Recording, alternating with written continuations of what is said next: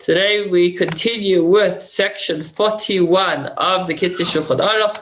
We're learning about all the details of how a Jew says HaMotzi, how a Jew eats bread, not only on this, but on the week as well. Let's take a quick look at what we learned last week, and then we will take it from there.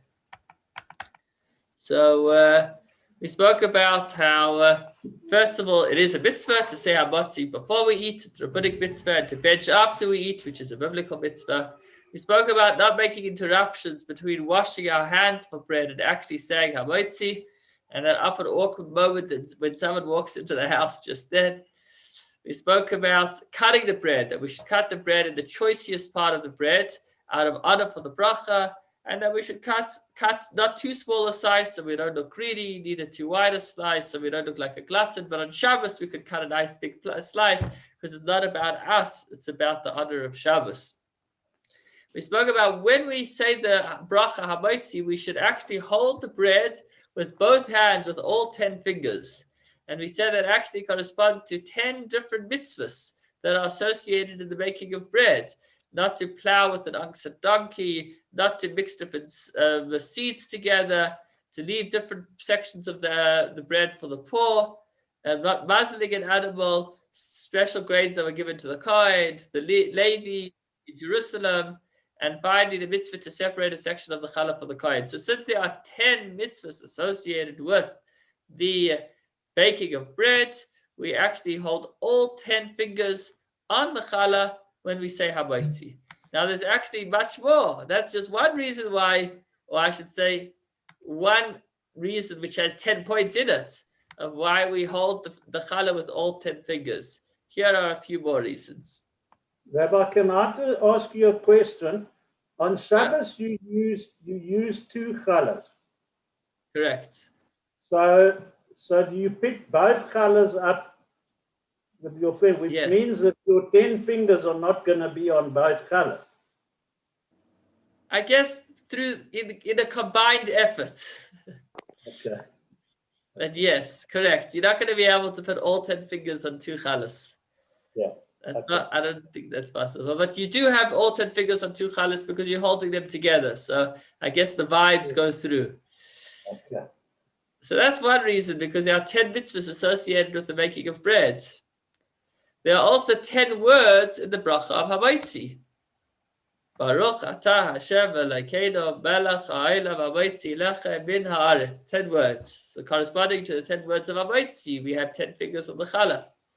There are 10 words in the verse that we say every day in the morning prayers in Ashrei, Poiseach es yadecha u'maspia l'chol chai ratzain. Sorry, the verse that comes right before that. Einei chol elecha yisaberu v'ata neisei lehem es achlam bi'itai.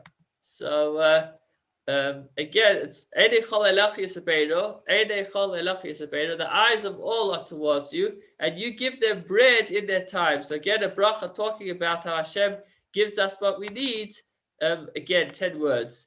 Also, there's 10 words in the verse which speaks about the special species of the land of Israel.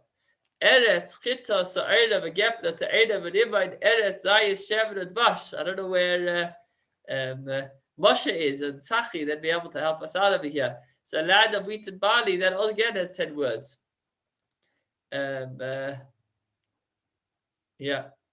When you pronounce so that's all why we have 10 fingers. Now, when you're actually making the bracha, when you pronounce the name of Hashem, you should lift up the bread. So Baruch atah Hashem Elokeinu melech ha'olam HaMotzi lechem min haaretz. On Shabbos, you should lift up both halves, both loaves, as you just mentioned, John, and recite the bracha with concentration, making sure to enunciate clearly the letter Hey in the word HaMotzi. So you don't want to say Baruch atah Hashem Elokeinu melech ha'olam HaMotzi lechem. You want to say HaMotzi lechem min haaretz. The Hey HaMotzi is saying that the one that takes bread out of the ground. There's a whole discussion in the Gemara. Can you say Motzi? Can you say HaMotzi, or do you need to say Motzi? And the conclusion is that you can also say HaMotzi. And since you can say it, and that's what one of the sages do, we specifically say HaMotzi to show respect for the words of the sages, if I remember correctly. Okay, allow a small pause between the words HaMotzi lechem min haaretz. Min, lechem and min. So the last letter of the word lechem is a mem. And the first letter of the word min is also a mem. So if you're going to say the two together, then it would sound like there is only one word. HaMotzi lechem min haaretz. But that's not saying the bracha clearly. We want 10 distinct words. So you say HaMotzi, emphasizing the hey, lechem, pause, min haaretz. And really the time that you manage to learn this most is when you have young children learning brachas. When you have young children learning brachas, then you realize very quickly when you're busy rattling off the brachas without saying them properly, because you hear it being repeated back to you in the same way from your children. So very important to say a bracha with concentration, clearly, word by word, and not to allow it to be swallowed up under the bread. Also, after making the bracha, you should immediately eat the bread. Why? Because again, one is not allowed to make an interruption between making the bracha and eating. Even if you're answering Amen. And this is an added stringency over what with the interruption between washing your hands and saying HaMotzi. And once you say HaMotzi, you should try to straight away eat a kazayas of bread, a full slice of bread without interruption before you move on to everything else that's going on in the meal.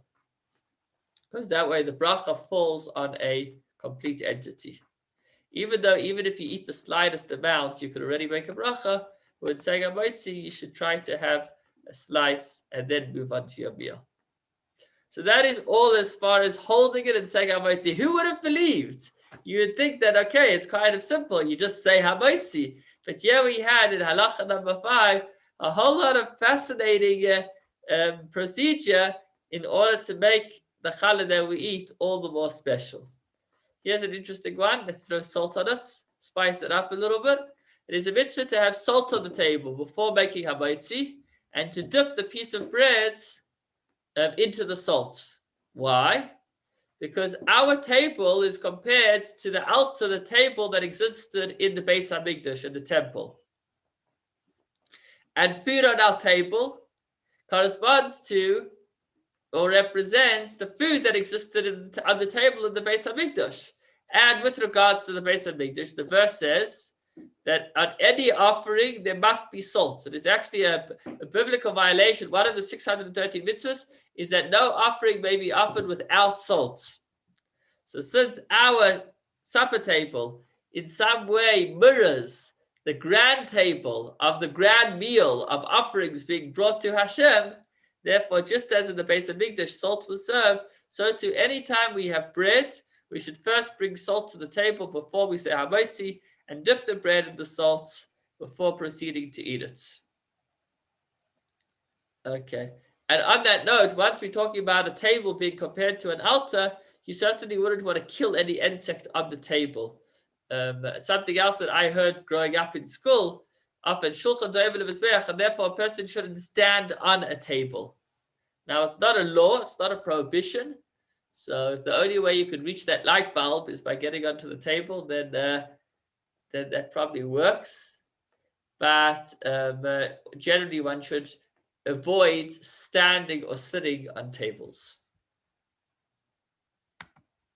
Continuing on with the meal. So no throwing. When you distribute the portions of bread to others at the table, don't throw them. It is forbidden to throw bread. This is a disgrace. But on the other hand, don't hand it directly from one person to the next, because that causes poverty.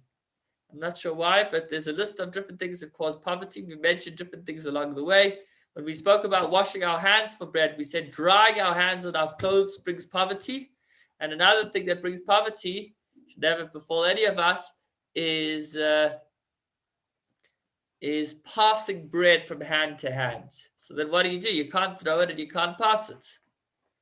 So you put it down and let the other person pick it up. Obviously, if it's on a tray or a plate, that's not a problem. We mean actually passing it by hand. So if somebody asks, can you pass me a piece of challah, and they don't want the whole tray, they just want one piece, then what you do is you actually put it down in their plate or put it down and then let them pick it up. You don't pass bread from hand to hand.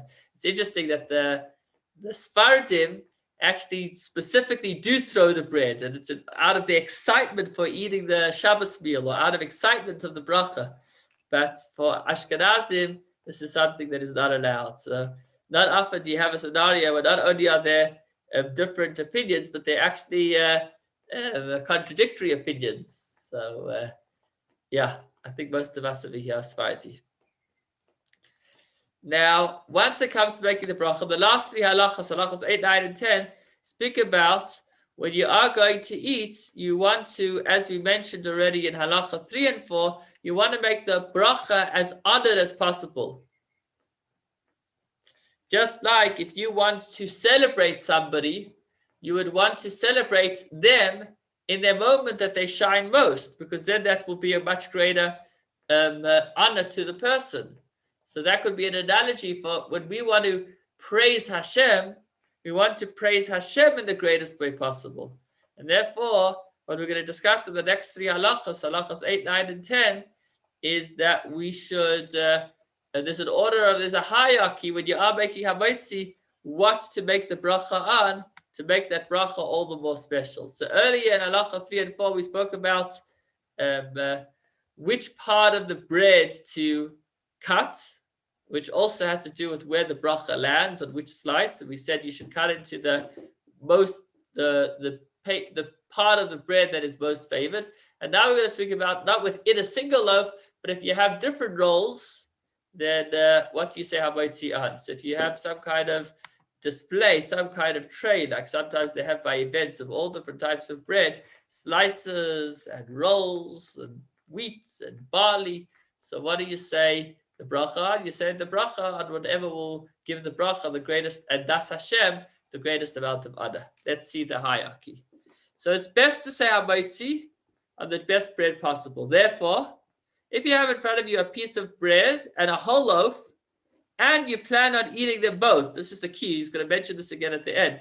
We're not saying over here that you should specifically open up a new loaf of bread.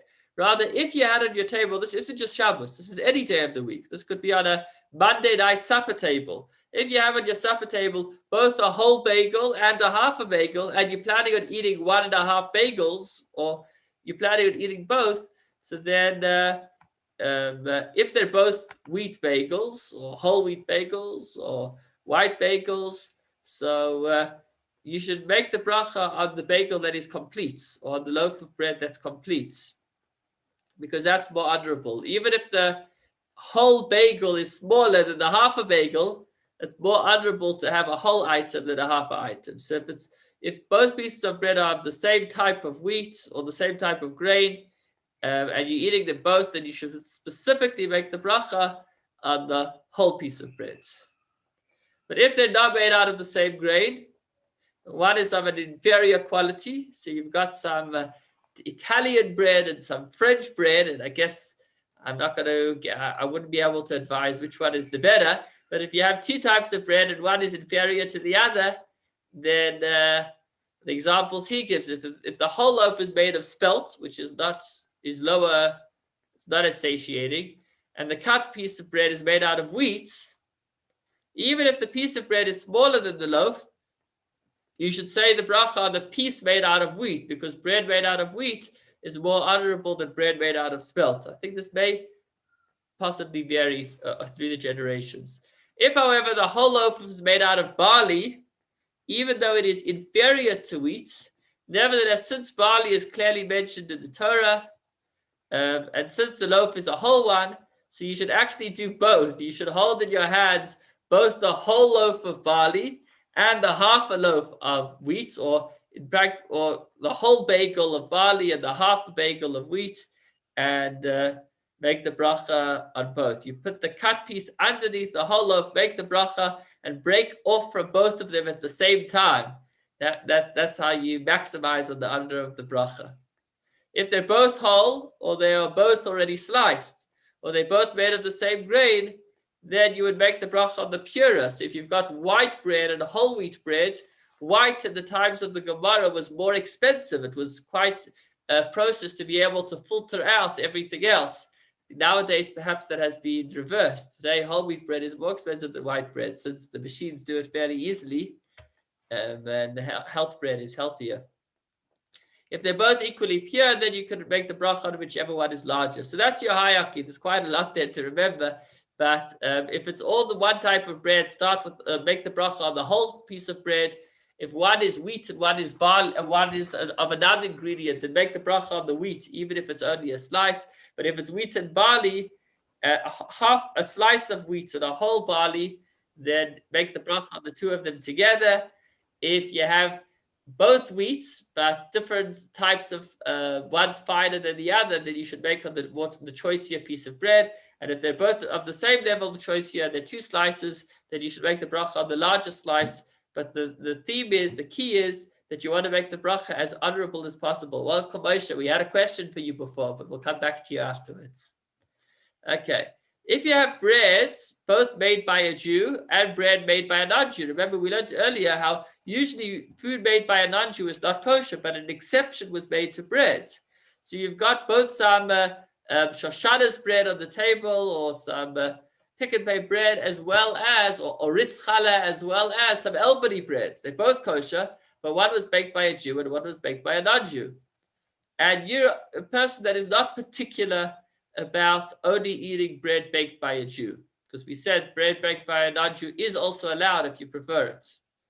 So if they're both whole, or they're both in pieces, then and they're both made of the same grain, then you should rather make the bracha on the bread that has been prepared by a Jew. That is more cherished by us. It's bread that we made ourselves. And has but if the bread made by the Jew is not as pure as the one made by the non-Jew, then you would make the bracha on whichever one you prefer. Now, if the host is particular about not eating bread baked by a non-Jew, but he has some of it on the table for some of his guests, then it should actually be removed before he says HaMotzi, so that it's not going to look like he's making a bracha on a bread of inferior quality if the bread baked by a non-Jew is of higher quality than that of a Jew. Finally, all of the above once again applies only if you're planning on eating them all. But if you're only planning on eating one of the breads, then you certainly don't need to eat something that you weren't planning on eating on. You would rather, whatever you're planning on eating, that's what you'd make the bracha on. So that sums up how we make HaMotzi. And please God, tomorrow we'll move on to the laws of how a Jew eats like a mensch. Thanks so much for joining, and wishing you a